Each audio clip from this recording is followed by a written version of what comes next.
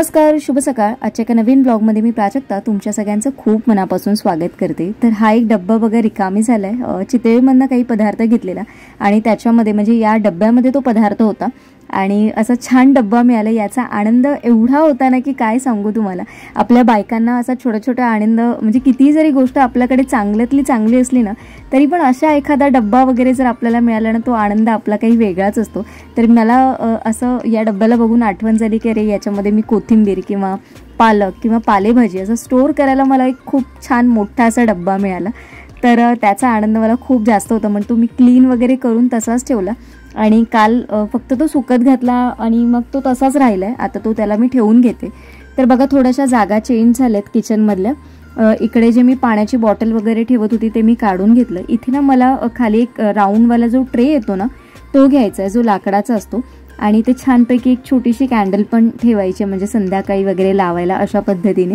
तर असा काहीसा माझ्या डोक्यात विचार चाललाय म्हणजे जे आपल्याला एक पीस, एक शांतता आणि थोडंसं रिफ्रेश असं करणारं जे म्हणजे एक मूड चेंज करणारं जे वातावरण असतं ज्याच्यामध्ये आपण पूर्ण आपला दिवसभराचा जो काही शीण म्हणजे जो काही थकवा असतो ना शीण असतो तो सगळा निघून जाईल त्याच्यासाठी मी थोडेसे चेंजेस करते। आणि बाकीच्या ज्या गोष्टी होत्या बघा इथे एक मनी प्लांट छोटासा ठेवून घेतलाय। बाकी खलबत्ता, पाण्याच्या बॉटल वगैरे होत्या त्या खालच्या शेल्फमध्ये इथे या रॅकमध्ये लावलेल्या आहेत। वरती याच्या म्हणाल ना तर मी थोडंसं जे काही काचेची भांडी वगैरे होती ना तीच थोडीशी अरेंज करून घेतली। काचेची भांडी म्हणजे खूप काही जास्त नाही, जे मी डेली यूजसाठी जे मला वापरते म्हणजे जे काही लागतात रेसिपी वगैरे शूट करायला तेच लावलेलं आहे। हे जे होल्डर होतं ना मनी प्लांट होल्डर तर ते ना लीक होत आहे। त्याला मी व्हाईट सिमेंट पण लावलेलं पण तरी पण ते लीक होत आहे।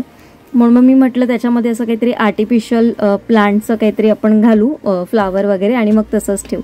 तर कसं असतं ना बघा घरात एखादं कोणी जरी आजारी असलं ना तरी ना माझ्या बाबतीत असं होतं ना की माझं डोकं थोडंसं जास्तीचं धावत असतं कारण मी स्वतः मेडिकल फील्डमध्ये असल्यामुळे ना मला त्या गोष्टीचा कधीतरी खूप जास्त असं त्रास पण होतो की मला असं वाटतं की अरे साधा तापच म्हणजे इतर लोकांसाठी किंवा स्वतः त्या पेशंटसाठी असं वाटतं की नाही मला ताप आलाय फक्त, पण माझं डोकं ते कुठपर्यंत चालत असतं की नाही याचं सिम्पटम्स असं आहे तर हे असू शकतं किंवा ते असू शकतं असं माझं डोकं ना बरंच चालतं। कारण जे सचिनला जी लक्षणं होती म्हणजे खूप ताप आलेला, थंडी वाजत होती, डोकं दुखत होतं, हातपाय दुखत होते तर मी त्याला असं म्हणत होती डेंग्यू मलेरियामध्ये बऱ्याच वेळा असं होतं तसं चिकनगुनिया असं बऱ्याचशा गोष्टींमध्ये असं सगळ्या गोष्टी होत असतात म्हणजे जो त्रास होत असतो।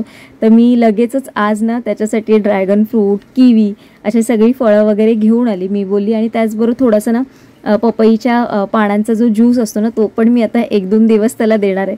तर आता त्याला थोडंसं बरं वाटतं म्हणजे आज दिवसभर तर त्याला ताप नाही आहे, सकाळी थोडासा होता पण आज दिवसभर तरी नाही आहे। त्याच्यामुळे मग मी सकाळी ऑफिसला गेलेली कारण मी ॲक्च्युली जाणारच नव्हती। आई पण मला म्हणत होती की तू जाऊ नकोस म्हणून कारण शनिवारी पण त्याला पूर्ण दिवस ताप होता आणि रविवारी पण पूर्ण दिवस होता आणि थोडंसं म्हणजे डॉक्टरकडे जाऊन आल्यानंतर पण ताप होताच होता। तर तरी पण मी काही म्हणजे म्हटलं सचिनला विचारलं तर तो म्हणाला मला थोडंसं बरं वाटतंय कालच्यापेक्षा आज बेटर फील करतोय तर तू ऑफिसला जा, जर काही असेल तर मग मी तुला फोन करतो तू लवकर वगैरे ये म्हणून। तर असं सगळं होतं आणि माझ्याकडनं ना माझ्या डोक्यात थोड्या वेगळ्या सगळ्या गोष्टी फिरत असतात ज्या म्हणजे तापाच्या बाबतीत नाही अशी कुठलीही गोष्ट अशी सर्दी खोकला असतं तर मी कुठपर्यंत जाऊन पोचते।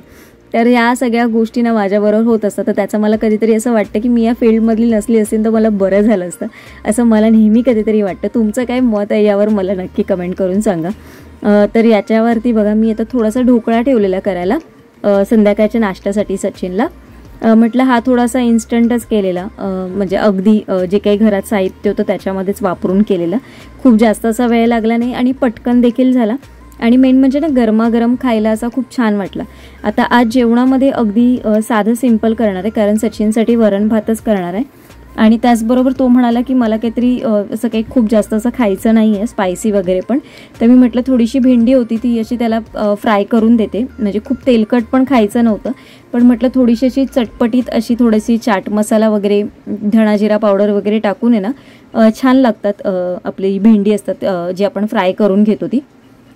म्हणून आज त्याचा मेनू म्हणजे तो मेनू ठरलेला आहे माझा वरण भात, भेंड्याच्या ज्या कुरकुरीत अशा ज्या चकत्या असतात म्हणा किंवा लांब लांब जे आपण काप करतो ते असतात आणि मोदक करणार होती मी आज। तर ह्याच्यासाठी ना नारळ मला फोडून पण घ्यायचा आहे आणि किसून पण घ्यायचा। माझ्याकडे फ्रीजमध्ये ऑलरेडी आहे पण तो जर मी किसला म्हणजे तो जर वापरला असता ना तर मग आता परत जेव्हा काही लागेल ना तर मग मिळणार नाही.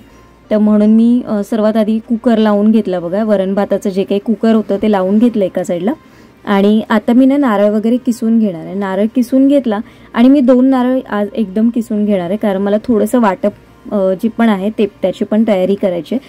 तर वाटप पण असेल ना तर मग घाई गडबडीच्या वेळेस पटकन भाजी वगैरे होते. तर आता मी सारण करणार आहे, म्हणजे मोदकासाठी जे आपलं स्टफिंग वापरतो आपण ते करणार आहे. तर याच्यासाठी मी तूप वगैरे आज काही घेतलं नाही आहे. आज सगळं शॉर्टकटमध्ये, शॉर्टकट म्हणण्यापेक्षा म्हणजे अगदी साधी सोपी पद्धत, खूप जास्त असं काही करायचं नाही. त्याच्यामुळे मी तूप पण नाही घेतलं आहे, फक्त ड्राय रोस्ट करून घेतलं आहे खसखस. आणि खसखस थोडासा भाजला ना की याच्यामध्येच मी गूळ घेतला. आणि गूळ ना मी आज अगदी कमी घेतलं आहे, खूप जास्त असा गूळ घेतलेला नाही आहे. तुम्ही बघू शकता अगदी थोडासा गूळ घेतलेला आहे. आणि गूळ आता ना छान असं वितळून घेणार. आणि गूळ थोडासा वितळला ना की मग आपण याच्यामध्ये खोबरं ॲड करू, कारण खोबरं आणि जर गूळ एकत्र टाकलं ना तर कधीतरी ते वितळायला पटकन वितळलं जात नाही. त्याच्यापेक्षा गूळ म्हणजे वितळलेला असेल ना तर खोबरं पटकन मिक्स होतं त्याच्यामध्ये. म्हणून मी याच्यामध्ये गूळ वितळून घेतला आणि मग घेतला आहे. तर बरेच जण ना म्हणजे साखर पण वापरतात काही जण, म्हणजे गुळाच्या ऐवजी. मला पण माहिती नव्हतं ॲक्च्युली. मी माझ्या एका मैत्रिणीने केलेले मोदक जेव्हा मी टेस्ट केले ना, म्हणजे तिने प्रॉपर असंच केलेलं सगळं, म्हणजे उकडीचेच होते पण तिने गुळाच्या ऐवजी साखर टाकलेली त्याच्यामध्ये. तेव्हा मला कळलं की त्यांच्याकडे म्हणजे त्यांच्या साईडला गुळाचे न करता साखरेचे मोदक करतात. तर तुमच्याकडे कुठल्या पद्धतीचे केले जातात, म्हणजे साखर वापरून करतात की गुळाचे करतात, मला नक्की कमेंट करून सांगा. कारण मी बऱ्याच वेळा म्हणजे शक्यतो सगळ्यांकडे गुळाचेच बघितलेले आहेत, साखरेचे फार कमी जणांकडे बघितलेले आहेत. पण बऱ्याच वेळा काही जण करतात देखील साखरेचे, आणि त्याचबरोबर गव्हाच्या पिठाचे पण करतात. पण मला तळणीचे करायचे नव्हते, म्हणून मग मी म्हटलं आज संकष्टी आहे तर आपण करूया. आणि मी मोजकेच करणार आहे, खूप जास्त देखील नाही, मोजून 7 मी करणार आहे मोदक. आणि आपली जी एक करंजी असते ती करणार आहे. तर बघा पीठ बघा, हा माझा म्हणजे मापाचा पेला आहे, हा जवळपास 200 ग्रामचा आहे पेला. त्याच्या मापाने मी 1 पेला पीठ घेतलेलं आहे आणि तेवढ्याच मापाने 1 पेला मी पाणी घेणार आहे. तर पाणी आता आपण ओतून घेऊ आणि पाण्याला ना छान आपल्याला उकळ काढायची. तर पाण्याला जेव्हा तुम्ही उकळ काढाल ना त्याच्यामध्ये 2 गोष्टी तुम्हाला पाण्यामध्ये टाकायच्या आहेत. ते म्हणजे आहे ते मीठ. मीठ अगदी चिमूटभर टाकायचं, खूप जास्त असं मीठ टाकायचं नाही. आणि त्याचबरोबर ना अर्धा छोटा चमचा तुम्हाला तेल टाकायचं आहे, किंवा मग तूप टाका, काही तुम्हाला जे हवं असेल ते. पण जे काही टाकाल ना ते अर्धा चमचाच टाकायचं, खूप जास्त म्हणून 1 चमचा वगैरे टाकायचं नाही याच्यामध्ये. कारण बऱ्याच वेळा जेव्हा मग आपण पीठ मळतो, जेव्हा पारी लाटतो ना ते फुटण्याचे चान्सेस असतात, कारण जास्त तेल पण नाही चालत याच्यामध्ये. म्हणून अगदी परफेक्ट अशी उकड काढायची असेल तुम्हाला तर या पद्धतीने तुम्ही करा. आता मी पाण्याला छान उकळ आल्यानंतर बघा पीठ याच्यामध्ये ओतून घेतलेलं आहे, व्यवस्थित ते मिक्स केलेलं आहे. आणि ना आता मी झाकण ठेवून ना 10 मिनिटासाठी थंड होण्यासाठी ठेवणार आहे. खूप जास्त आपल्याला करायचं नाही आहे थंड, थोडंसं अगदी म्हणजे कोमटसारखं असं झालं ना की मग आपण त्याची म्हणजे पीठ मळून घेणार आहे. तर आता आपलं पीठ जे काही आपण मुरत ठेवलेलं आहे ते थंड होईपर्यंत आपण इथे बाकीची तयारी करून ठेवू. बघा पाणी लागणार आहे आपल्याला मोदक उकडण्यासाठी, ते मी इथे तयार करून ठेवलं आहे. गॅस मी ऑन नाही केलं आहे, फक्त तयार करून ठेवलेलं, कारण त्याच्यामध्ये ढोकळा केलेला. मग मी ते पॅन घासून वगैरे परत आता तिथे ठेवून घेतलेलं आहे. आता ना जे खोबरं किसून घेतलेलं ते पण मी ठेवून घेते. आणि यावेळेस ना मी स्टीलचा डब्बा वापरणार आहे, कारण खोबरं भरपूर होतं. आणि माझ्याकडे ऑलरेडी अर्धा डब्बा पण माझ्याकडे फ्रीजमध्ये आहे. तर आता हा जेवढा मोठा डब्बा आहे ना तेवढा मोठ्या डब्याचं तर पूर्ण वाटप करणार नाही आहे. आणि यावेळेस मी ना थोडंसं सुकं खोबरं आणि थोडंसं ओलं खोबरं असं मिक्स करून माझं वाटण तयार करायचा विचार चाललेला आहे. करेन तेव्हा नक्की तुमच्याबरोबर शेअर करेन, म्हणजे सुकं खोबरं आणि ओलं खोबरं मिक्स करून मी कशा पद्धतीने वाटण करते तेव्हा. आणि त्याच्यामध्ये अजून काय काय पदार्थ मी टाकते म्हणजे ते वाटण बनवताना ते देखील लवकरात लवकर शेअर करण्याचा प्रयत्न करेन. तर बघा हे ठेवून घेते आणि एका साईडला आपली चाळण आणि त्याचबरोबर केळीचं पान हे सगळ्या गोष्टी पण एकत्र करून घेऊ. कारण चाळण वगैरे तयार करून ठेवलेली असेल ना की मग नंतर जेव्हा आपण मोदक वळतो ना तेव्हा मग घाई गडबड होत नाही. तर ह्या सगळ्या गोष्टी छोट्या छोट्या असतात पण पहिली तयारी करून ठेवायची. मला मागे एक कमेंट आलेली की तुझ्याकडे केळीचं पान रोज कुठून येतं टिफिनमध्ये, तर मी याच्या आधी पण तुम्हाला सांगितलेलं आहे की माझ्याकडे केळीचं पान घरात आणलेलंच असतं. मग ते कुठल्या ना कुठल्या तरी रेसिपीसाठी म्हणा किंवा रोजच्या जेवणासाठी मला लागतच असतं. त्याच्यामुळे जेव्हा कधी म्हणजे माझं रोजचंच येणं जाणं असतं. जेव्हा माझ्याकडची पानं संपतात, म्हणजे मी 2 पानं आणते, कधी कधी मला 10ची 3 मिळतात, कधी कधी 5ला 1 मिळतं, कधी कधी 10ला 2 मिळतात, कधीतरी 3 मिळतात, कधीतरी 10ला 4 देखील मिळतात पानं. म्हणजे ते आता सांगू नाही शकत, पण जेव्हा जेव्हा मला मिळतात तेव्हा मी घेऊन येते आणि संपली म्हणजे जसं संपायला आली की मी त्याच्या आधी 1 दिवस आधी घेऊनच येते. तर बघा असं मोदक वगैरे असेल ना तर चाळणीला चिटकत नाही किंवा मग आपल्याला रुमाल टाकायची गरज नाही किंवा मग बऱ्याच वेळा आपण जो आपला मोदक असतो तो असा पाण्यात डिप करतो आणि मग तो चाळणीमध्ये वगैरे ठेवतो का तर तो खाली चिटकू नये म्हणून. तर मग मला ते नको असतं म्हणून मग मी मोदकांसाठी म्हणा किंवा अजून मला नैवेद्यासाठी म्हणा किंवा टिफिनसाठी कधी कधी ना सकाळी घाई गडबडीत टिफिन भरला जातो. तर प्रत्येक वेळेस काय मी फॉईल पेपर किंवा मग जो रॅप पेपर असतो ना फूड रॅप पेपर तो वापरत नाही. कधी कधी मग मी केळीचं पान वगैरे वापरते कारण कधी कधी खूप उशीर झालेला असतो, डब्बा गरम असतो, मग तशा वेळेस मग चपातीसाठी वगैरे मी असं केळीचं पान वगैरे वापरते. तर आता ना पीठ जे उकड आपण केलेली ना ती ऑलमोस्ट थंड झालेली आहे. म्हणजे खूप जास्त अशी थंड नाही, थोडीशी कोमट अशी आहे. म्हणजे हाताला थोडेसे चटके आपले लागले पाहिजेत हे मळताना, एवढं आपल्याला म्हणजे ते चटके आपण सहन करू शकतो एवढी तुम्हाला त्याचं टेम्परेचर असलं पाहिजे, एवढं तुम्ही ठेवा. आता याच्यामध्ये ना मळताना तुम्हाला ना परत तेलाचा हात लावायचा तुम्ही, पण इथे पण परत तेच तुम्ही एकदाच फक्त थोडंसं तेल टाकून हे पीठ मळून घ्यायचं, खूप अगदी तेल टाकायचं नाही. तर माझं ना कालपासून ना हा इथे हात दुखतो. ॲक्च्युली मला पण ना हा टेनिस एल्बोचा जो थोडासा ना इथे प्रॉब्लेम आहेच आहे आणि तो माझ्यामध्ये लास्ट इयरपासून मला चालू झालं. कधीतरी जेव्हा त्रास होतो ना तेव्हा तो खूप कंटिन्यू हात तो तिथे दुखतच राहतो आणि कधी जेव्हा नसतो ना तेव्हा तो हात म्हणजे असं कळणारच नाही की काही प्रॉब्लेम नाही. पण कालपासून ना तो हात खूप दुखतोय आणि आता मी जसं असं काम करते ना त्याच्यावर तो थोडासा प्रेशर येऊन आणि थोडंसं असं सुजल्यासारखा पण झालाय बघा. पण त्याला पण कसं असतं की त्याला थोडासा आराम देण्यासाठी रेस्ट देण्यासाठी मला बेल्ट लावावा लागतो. पण बेल्ट मी लावत नाही, फार कमी लावते म्हणजे जेव्हा अगदीच असह्य होतं तेव्हा. तर आता आपलं पीठ तयार झालंय बघा मळून. हे पण छान मळून घ्यायचं जेवढं तुम्हाला मळता येईल तेवढं.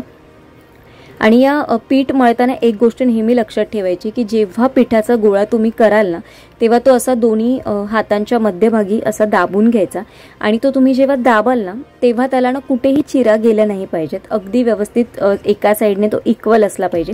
जसं आपण पुरी लाटतो त्याला अजिबात भेगा नसतात, इकडे तिकडे क्रॅक गेलेले नसतात ना, तसा तो अगदी असला पाहिजे. म्हणजे आपलं पीठ व्यवस्थित आलेलं म्हणजे छान असं मळलं गेलेलं आहे आणि आपले जे मोदक असतात ना ते फुटत पण नाही.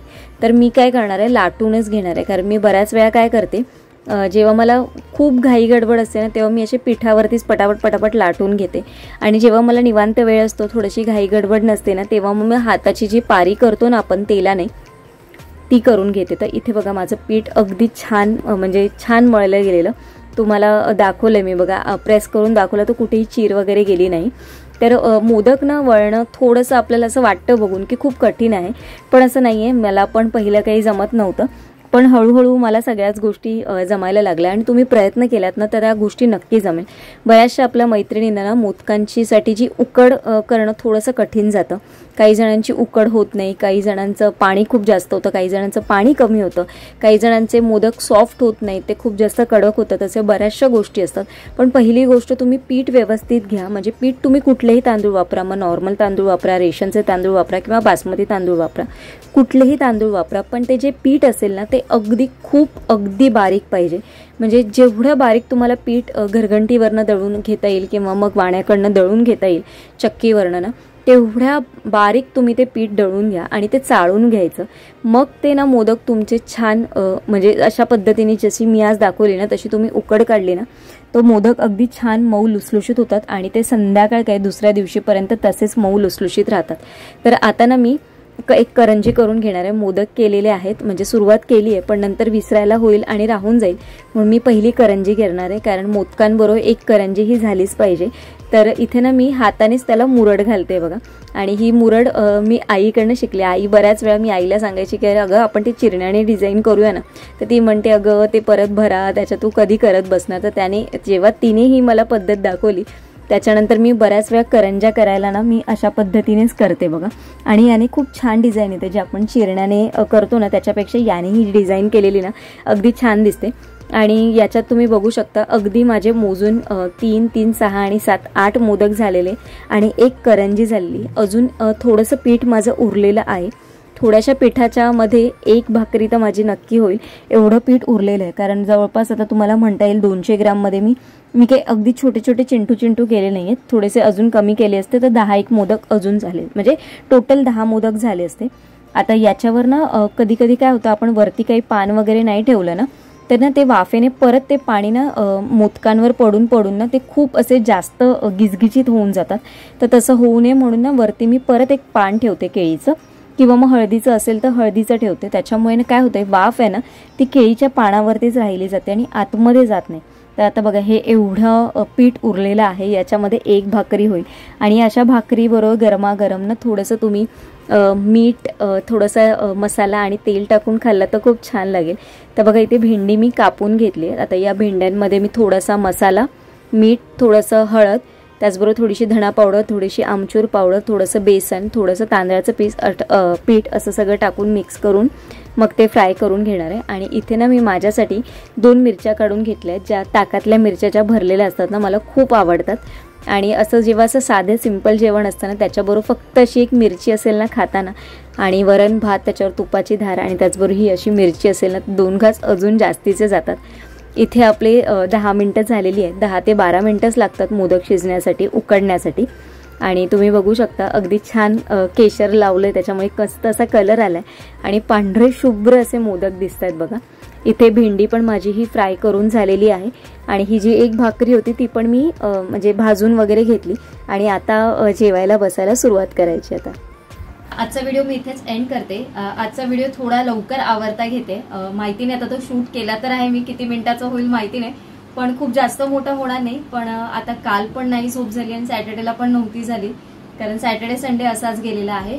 आज सचिनची तब्येत थोडीशी बरी आहे, तर त्याच्यामुळे आज म्हटलं लवकर आवरून घेऊ, लवकर झोपू, कारण परत उद्या कामावर जायचं. आज तर माझा कामावर गेले म्हणजे जाणं गरजेचंच होतं, कारण सोमवार होता, कारण काल सुट्टी होती.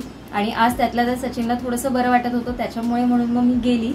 तर आजचा व्हिडिओ असाच आहे. तुम्हाला आवडला असेल अशी आशा करते. व्हिडिओ थोडा जरी आवडला तर लाईक, शेअर, चॅनलला सबस्क्राईब करायला विसरू नका. उद्या एका छानशा ब्लॉगमध्ये भेटते. मिनी ब्लॉग जे आपले टिफिन सिरीज आहेत, तर मी असं विचार करते थोडं मध्ये मध्ये तुमच्याबरोबर शेअर करेन. आता कंटिन्यू मी 8 दिवस ते केले, तर मग थोडे दिवस मी तुम्हाला डेली ब्लॉग्स दाखवेन. त्याच्यानंतर जे काही प्रोडक्ट्स वगैरे आणेन त्याचे रिव्ह्यूचा एखाद आठवड्यामध्ये ते शेअर करेन.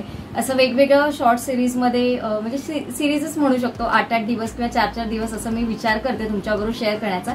जसं जसं मला जमेल, किंवा एखाद दिवशी जर झाले 2 शॉर्ट माझ्याकडनं, म्हणजे जर टिफिनचा पण झाला आणि एखाद्या कुठल्या प्रोडक्टचा झाला तर ते देखील नक्की शेअर करण्याचा प्रयत्न करेन. तर तुम्हाला शॉर्ट सिरीज पण कशी वाटते मला नक्की कमेंट करून सांगा. आजचा व्हिडिओ देखील कसा वाटला, आणि बऱ्याच दिवसानंतर आता परत डेली रुटीन चालू झालेलं आहे. तर उद्या एका छानशा ब्लॉगमध्ये भेटे. सर्वांना Shri Swami Samarth. Bye bye and take care.